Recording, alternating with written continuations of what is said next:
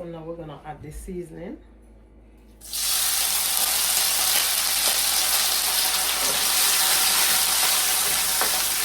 We're gonna let that saute for 2 minutes.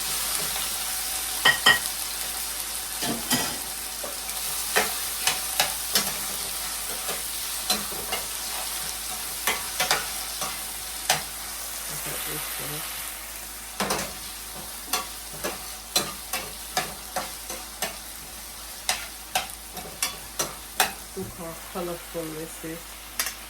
Look. So for 2 minutes before adding the salt mackerel. Stay tuned.